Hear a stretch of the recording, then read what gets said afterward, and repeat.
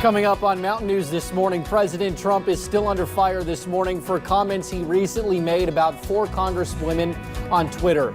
The debate continues this morning on whether or not our nation's capital should become a state. We'll have the latest thoughts. And Governor Bevin calls lawmakers back to Frankfurt for a special session later this week to tackle more issues involving the state's pension system. Dedicated to Eastern and Southern Kentucky, this is WYMT Mountain News This Morning.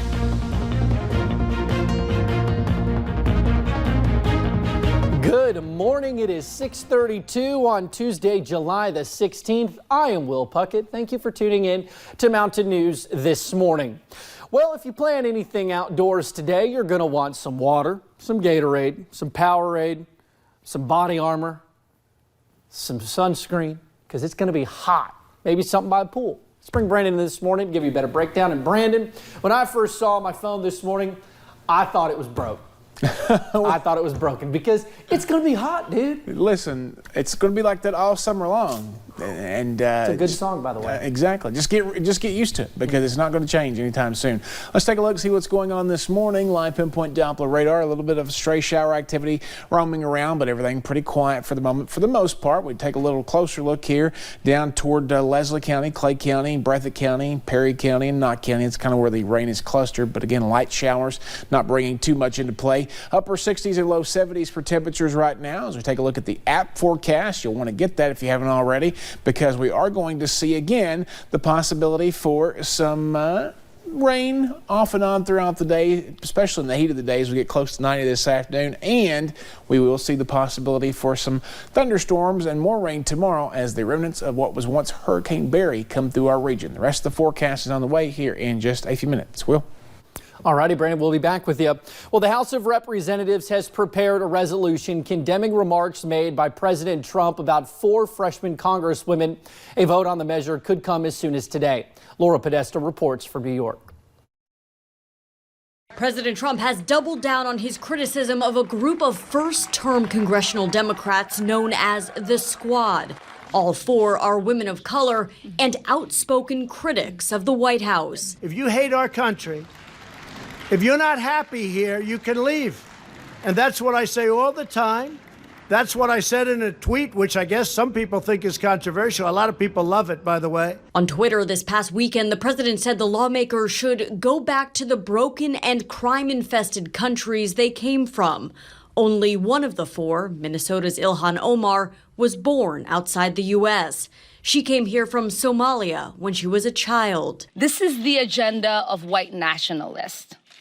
Whether it is happening in chat rooms or it's happening on national TV, and now it's reached the White House garden. On Monday, the women responded to the president's attacks. He does not know how to defend his policies. So what he does is attack us personally. Nearly all Democrats weighed in on the president's remarks, but few Republicans did. The tweets are racist and xenophobic, period, in the story, and they're also not accurate. Come on, of course the president's not racist, but he's frustrated like so many Americans are. Senate Minority Leader Chuck Schumer called on GOP leaders to stand up to the president.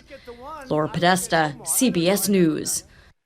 Now, House Minority Leader Kevin McCarthy accused Democrats of playing politics by trying to force a vote on a measure to condemn the president's statements. McCarthy also said the president is not a racist.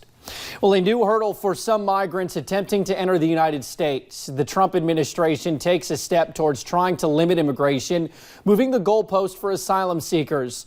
The Departments of Justice and Homeland Security issued a rule that prohibits migrants from seeking asylum if they have lived in or traveled through a third country. The new regulation comes as an influx of migrants have been attempting to cross by land into the United States from Mexico. Critics say this rule won't improve the crisis at the border.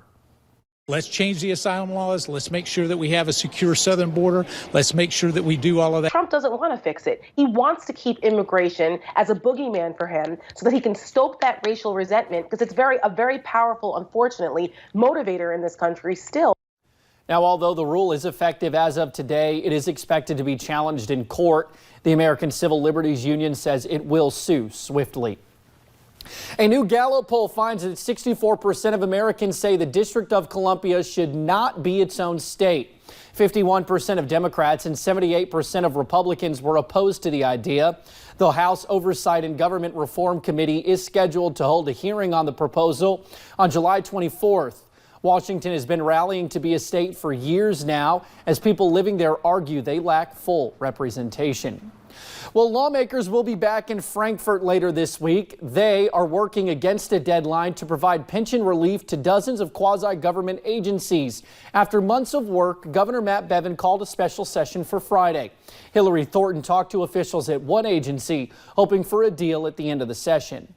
It has been a special session, several months in the making. Dozens of groups relieved to hear that there is some movement regarding a situation that for many is financially unstable. We're very appreciative that the governor understands the crisis. That crisis is the already high pension contribution rate jumping from 49% to 84%. That's a very significant jump and wipes out some of their budgets. Eileen Rechtenwald is talking about some of the state's rape crisis centers. They are just one example of the many quasi-governmental agencies and regional universities dealing with a big unknown when it comes to their budgets. That new high rate kicking in this month, their first bill at that rate due August 10th, which is why they are relieved to hear lawmakers gavel in this Friday morning. We're looking forward to something happening. We hope that we will at least get the 1 year reprieve. And that freeze at the current rate is a part that pretty much everyone agrees on. It is the path forward where opinions start to differ. Governor Matt Bevin's bill, which he rolled out back in May, giving groups options to either stay in the state system or exit it. Democrats concerned about what exiting the system could mean for current employees and retirees who have paid into the system. House Democrats late last week putting forward their own proposal. The governor's announcement today calling his bill, quote, the only fiscally responsible plan. Hillary Thornton, WYMT Mountain News. This is the third special session called by Governor Bevin in his time in office. Well, one Lexington missionary came to Harlan Monday to help black jewel miners pay their bills. Father Jim Sisko with the Diocese of Lexington came to the Holy Trinity Catholic Church in Harlan, offering to pay the utility bill for 1 month for black jewel miners. The only things Father Sisko asked of the miners was that they show up with an ID, bring their utility bill, and help others when they can.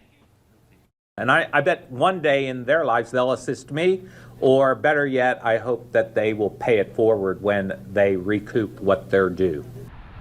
Father Sichko gave out more than $20,000 to cover the miners' electric bills. He says while it was more than his budget, he knows God will provide the money needed.